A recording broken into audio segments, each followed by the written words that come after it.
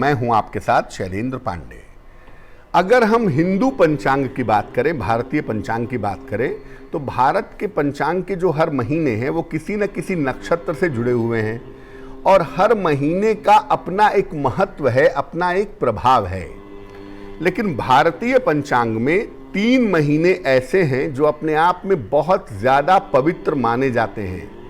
एक है सावन का महीना, दूसरा है मार्गशीर्ष का महीना और तीसरा महीना है कार्तिक का महीना। आज से कार्तिक महीने की शुरुआत हो रही है। ये बहुत पवित्र महीना आपके लिए कैसे काम करेगा और इस महीने में किन बातों का आपको ध्यान रखना चाहिए, आज इस विषय पर बात करेंगे। चलिए, सबसे पहले कार्तिक महीना इतना पवित्र क्यों है, इतना अहम क्यों है, इसकी महिमा क्या है। देखिए, कार्तिक का जो महीना है वो हिंदू धर्म में अत्यधिक पवित्र माना जाता है। कार्तिक महात्म्य पर किताबें तक लिख दी गई हैं, इतना ज्यादा पवित्र महीना है ये चातुर्मास का अंतिम मास है। चातुर्मास की शुरुआत होती है आषाढ़ के अंत से और ये कार्तिक के अंत तक चलता है।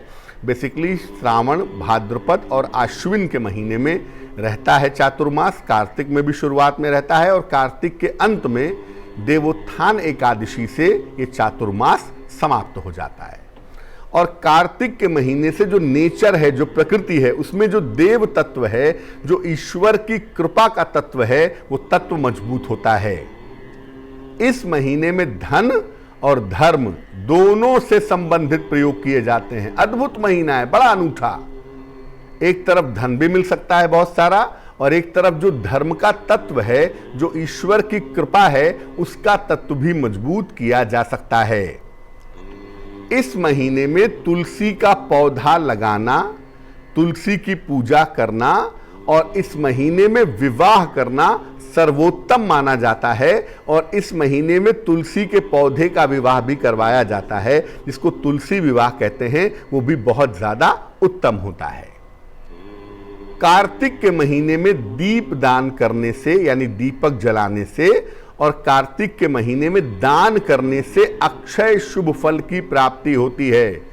अ मतलब नहीं, क्षय मतलब नाश, जिसका नाश न हो, ऐसे शुभ फल की प्राप्ति होती है कार्तिक के महीने में अगर आप दान करते हैं और दीपदान करते हैं तो। इस बार कार्तिक का महीना 1 नवंबर से शुरू हो रहा है और 30 नवंबर तक ये कार्तिक का महीना रहेगा। हमारे देश के जो आचार्य रहे हैं, खासतौर से जो आयुर्वेदाचार्य रहे हैं, उन्होंने कुछ नियम बनाए हैं कि किस महीने में क्या खाना चाहिए, क्या पीना चाहिए, आपका रूटीन कैसा होगा, आपकी जीवनचर्या कैसी होगी। तो कार्तिक के महीने में खान पान का और जीवनचर्या का नियम क्या है। देखिए, कार्तिक के महीने से जो स्निग्ध चीज़ें होती हैं, जिसके अंदर थोड़ा ऑयल कंटेंट होता है, स्निग्ध चीज़ें और मेवे यानी ड्राई फ्रूट्स, ये खाने की सलाह दी जाती है। जिन चीज़ों का स्वभाव गर्म होता है और लंबे समय तक ऊर्जा बनाए रखते हैं, ऐसी चीज़ों को खाना चाहिए। जैसे बादाम है, अखरोट है, काजू है, नारियल है, जो ड्राई फ्रूट वाली चीज़ें हैं, इनको खाना, या ऐसी चीज़ें जैसे मूंग की दाल के बने हुए मिठाइयाँ हैं, इनको खाना थोड़ा बेहतर होता है। इससे शरीर में लंबे समय तक ऊर्जा बनी रहती है। कार्तिक के महीने में दाल यानी दलहन खाने की मनाही होती है। चाहे वो अरहर की दाल हो, चाहे वो मसूर की दाल हो, चाहे वो उड़द की दाल हो, जो द्विदल में बंट जाए, जिसके 2 हिस्से हो जाएं, उसको दाल कहते हैं। द्विदल से बना है दाल।